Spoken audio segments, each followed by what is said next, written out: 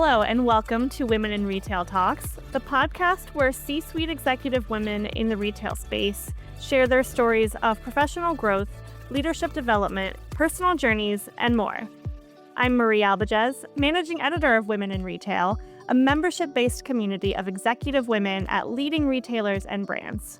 Today, I'm thrilled to be joined by Jillian Chisari. She's the Vice President of Digital at Bucherer. And Jillian and I talk about her work as VP of Digital, how she balances, a legacy brand with innovation, how the company is integrating AI, and a lot more. So, Jillian, I'm going to bring you in. Welcome to the Women in Retail Talks podcast. Thank you so much for having me. So I'd love to jump in, first with tell us a little bit about what your main responsibilities are as VP of Digital. Sure. So within my remit is digital marketing, digital CRM, e-commerce, and then creative also has a dotted line to me. I'm very involved sort of in all things digital as well as digital innovation. So ways in which, like you mentioned, integrating things like AI, figuring out how to enhance the customer experience, making sure that we're at the forefront to the extent possible of any technical innovations in the digital space. I love that. And I have so many other questions about, how you do that as kind of a luxury brand, a very niche brand. But first, I want to talk a little bit more about your background because I know you came from beauty and cosmetics. So tell us a little bit about your career and how you made the jump to luxury watches. Sure. So I actually love the luxury space, and it's been a long time career aspiration of mine to work within luxury. And when I was in business school, I actually did focus on luxury marketing. And I interned at Chanel when I was in business school, and I tried to focus projects around the luxury space as well. And I did a project, for example, with Gilt Group while I was in business school. And following business school, I actually worked for Tiffany and Company on their global omni-channel team at the time. So I did have sort of a luxury jewelry background, if you will. The watches was a bit of a learning curve for me, I'll say that. But I definitely had the jewelry background. And I like to think of my career as a bit of a puzzle. So I think about collecting different pieces to round out my experience and make myself more whole, if you will. And with that, I'd spent time in luxury jewelry. I'd spent time in apparel and fashion at Tommy Hilfiger. And then I spent several years in beauty. It was definitely time for a change at that point for a number of reasons. And because of that, I applied for the job at Bucherer. And now I've been here almost 3 years. And I'm very grateful for everything I've learned and had all of these wonderful opportunities since. So, what would you say is the biggest differentiation between luxury marketing and traditional retail marketing?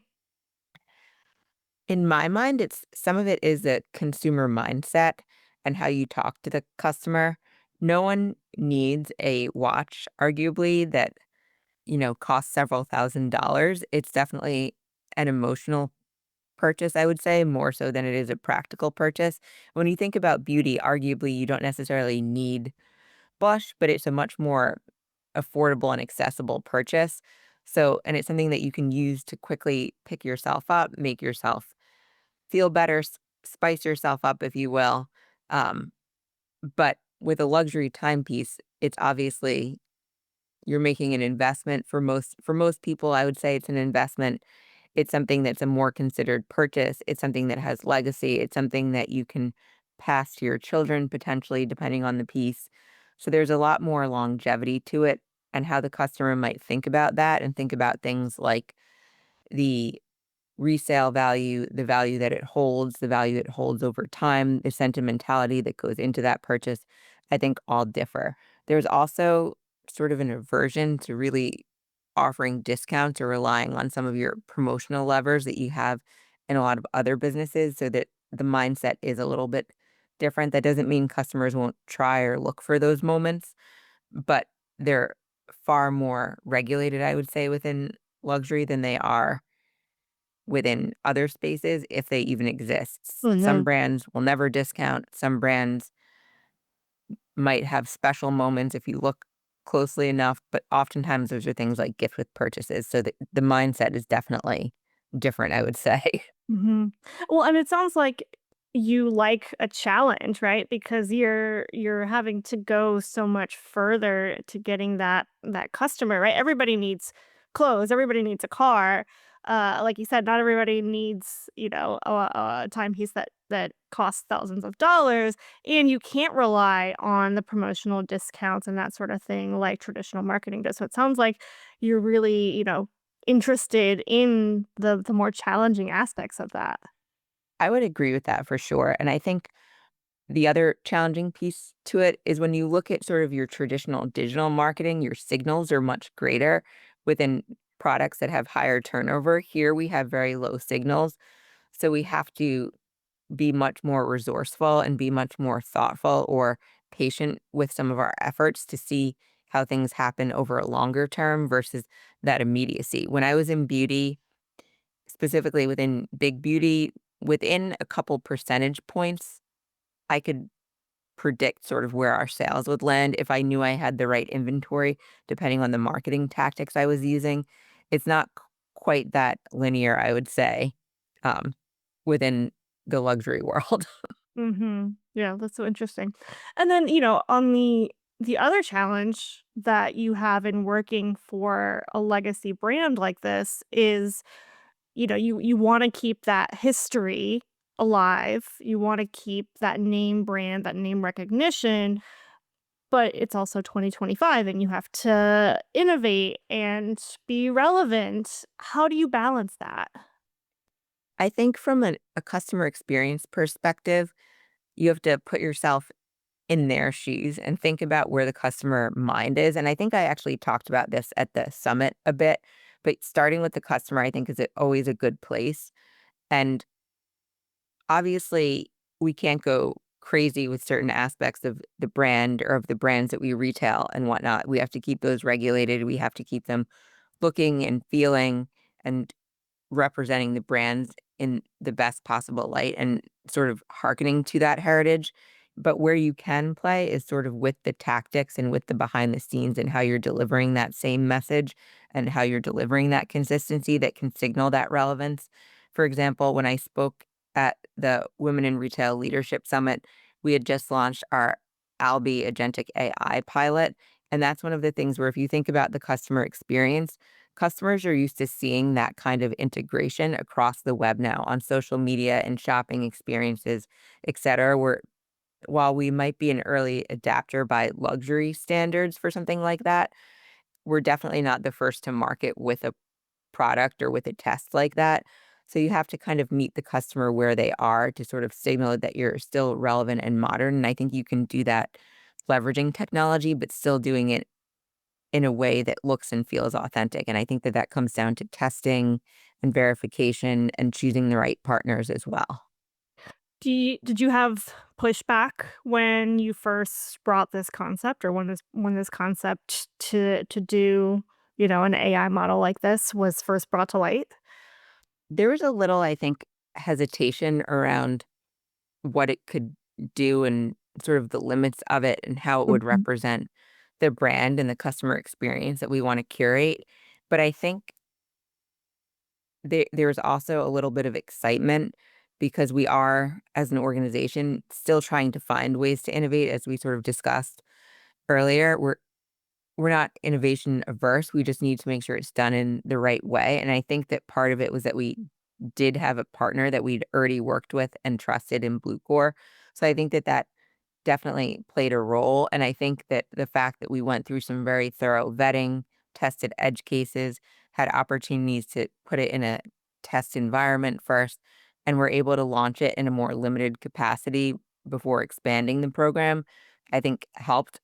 And then, I think that there's ways in which it proves its value also from a non monetary or ROI standpoint, if you will, in sort of those softer qualities that people just are expecting to see, I would say. From if they were to Mhm. go in store, for example, they would want the answers quickly from a sales associate. They don't want to dig through a page. They don't want to wade. So it sort of alleviates some of those pain points that a customer has. And we don't have chat for a variety of reasons. So it's able to step in where chat would otherwise step in. And I think the other thing that folks have come to expect out of a shopping experience is that experience, right? And so I know, I don't know how many stores you all have, but they're not in every mall No. like a lot of retailers are, right? Like it's luxury for a reason. It can be a little bit hard to get to. So how do you create those really immersive experiences for customers when it's now something that a lot, especially the younger generation, is almost expecting. That is always tricky, I will say. And to the extent possible, we try to find ways to sort of have elements of guided selling online. It is tricky because it is something that a lot of customers do want to try on. They want to see it, they want to hold it.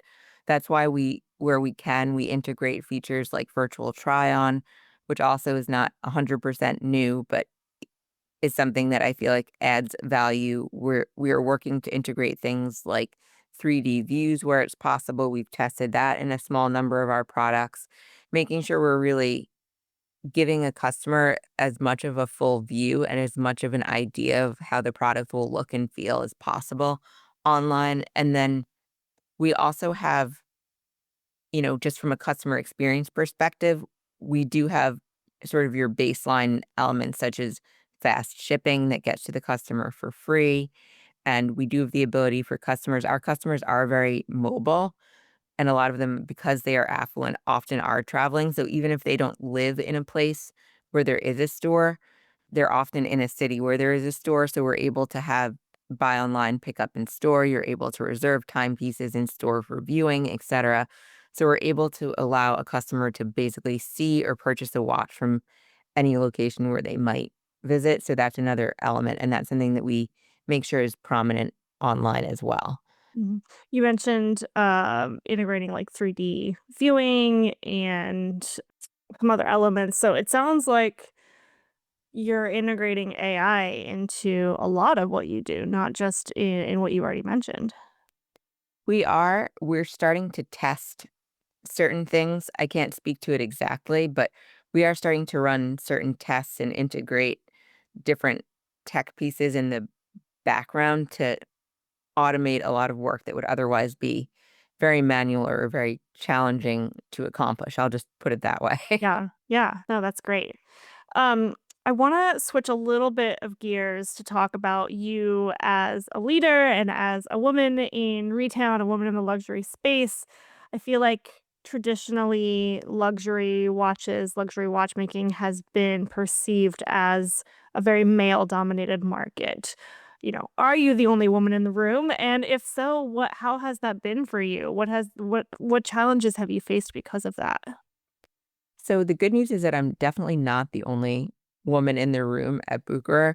One thing I will say is that we're actually a very woman-centric organization for an industry that is as male as it is, and that's not to say that everyone is a woman Mhm. by any means, but I do think we have a good number of women leaders, I would say, more so than I even seen in other industries. We have a Mhm. good number of women leaders. There's women throughout the organization in different roles and different capacities.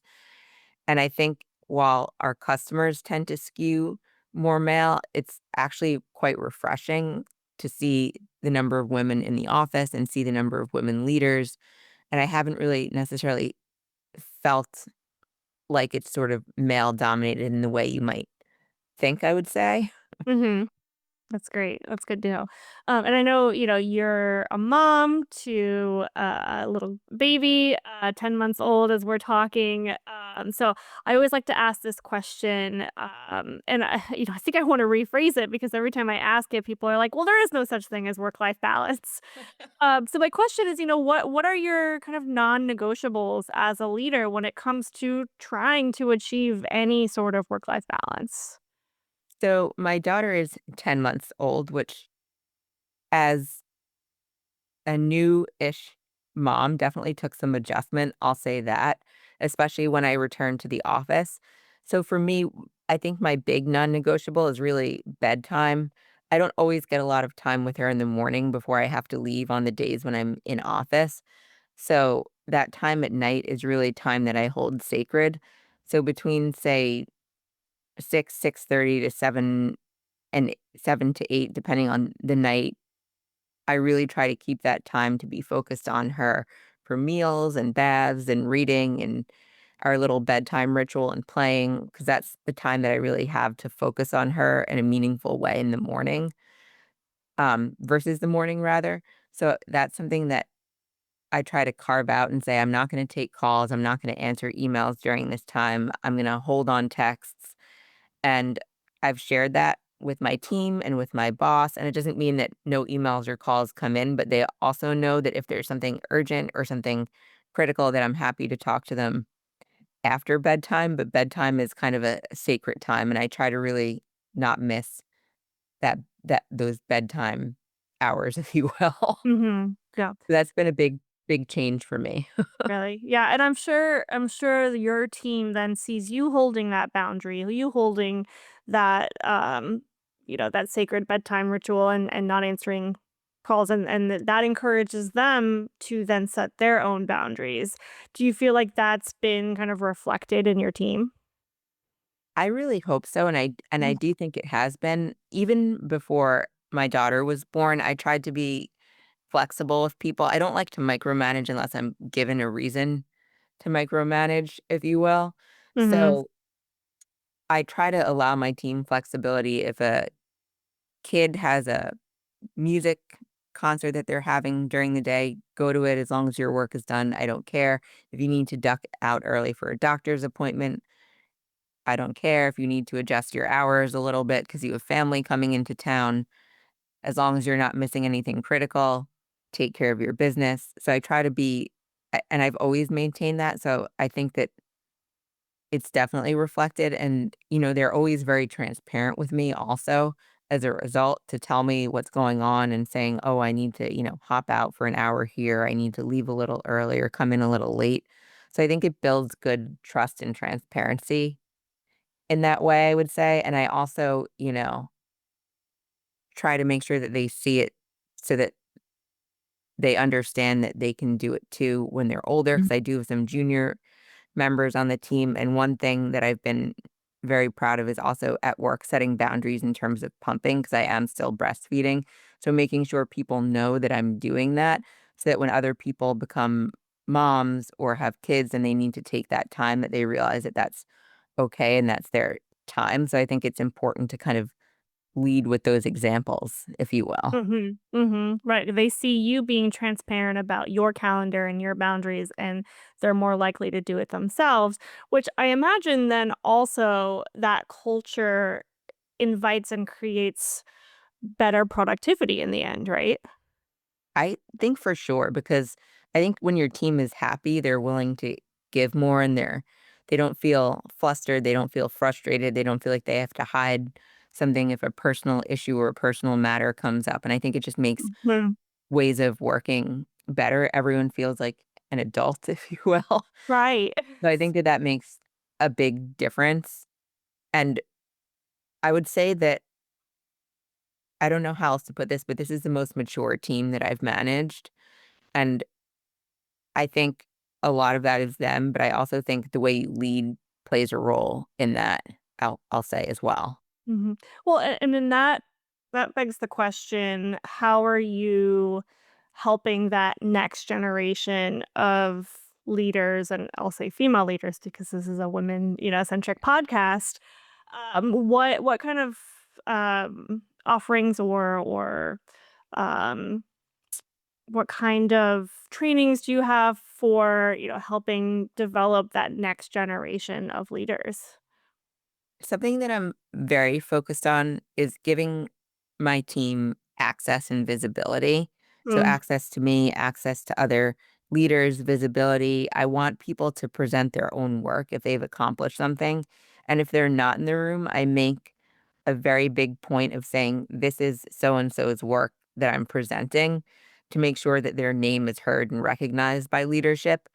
And something that I actually put into people's goals this year is for them to get out of the office and go to networking events, get out of the office and go to a conference or two, try to have those learning experiences. If there's opportunities also for technical training, even if there's a cost to some of that, I want them to propose it to me if those opportunities exist, um, and things of that nature, I would say, and giving them s- stretch assignments. I don't know if I touched upon that, but where there's an opportunity to say, I think you're just about ready for this, and giving it to them and watching them step into those shoes and take it on, I think is really important as well. I mean, obviously, being there as a guide and being open if things go awry a little bit, but that hasn't happened yet. I think people have generally been, especially the women, have been very receptive to trying new things, learning new things.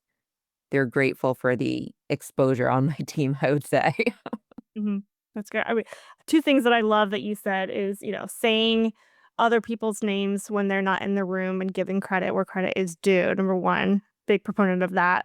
And number 2, identifying, like you said, those stretch assignments and being transparent with them and saying, like, "You're almost there. This is gonna be a project that stretches you, that challenges you. I think you're ready. I'm gonna be in your corner the whole time, cheering you on and making sure that you succeed." I love that. Thank you. So the last question I have, we've talked a lot about AI already, but I would love to know how you're using AI in your daily life, either personally or professionally, to be more productive. So, aside from what we've done on site, if you if you will, that we've already discussed, I think, um, I sometimes use it to just check information for myself at work or to do a quick scan of something that would otherwise be manual. For example, I needed to make sure something was in the right version of English, so looking for American English. So just giving it a second set of eyes. Obviously, you can also do that in Word and the like, but I wanted to test it out in Chat GPT as well. Mhm. Things like making quick edits or another use case, aggregating information on your behalf or helping with research and whatnot is another use case at work. And then personally, I just like to use it for fun, for sort of, you can use it for meme generation. I tried to edit a photo of my daughter and my husband for Father's Day, since this is June here that we're recording in. That came out with some hilarious alterations of their faces that we saved for a good laugh, but didn't make it to the frame. I'll just put it that way. I love that. So I try to just use it for fun and just kind of seeing what it can and cannot do and what it does and doesn't pick up. I try to experiment and play around. Yeah, yeah, same. The other day I asked it, I took pictures of I just moved, so I took pictures of my living room and I was like, "Describe my style." And it came back as like mid-century eclectic with bohemian vibes. And I was like, "I'm here for it. I love it." Yeah, it can be a great research tool for decor as well. I'll say that. And we had used it when we were decorating um, a living room space to sort of figure out how everything would kind of fit and mesh together. So that's Mhm. definitely a use case for sure. Yep, for sure. Well, Jillian, I will leave you here. Thank you so much for joining me. I love talking with you. Good luck with your baby and with everything at Bucherer, and thank you so much for joining me. Thank you again for having me.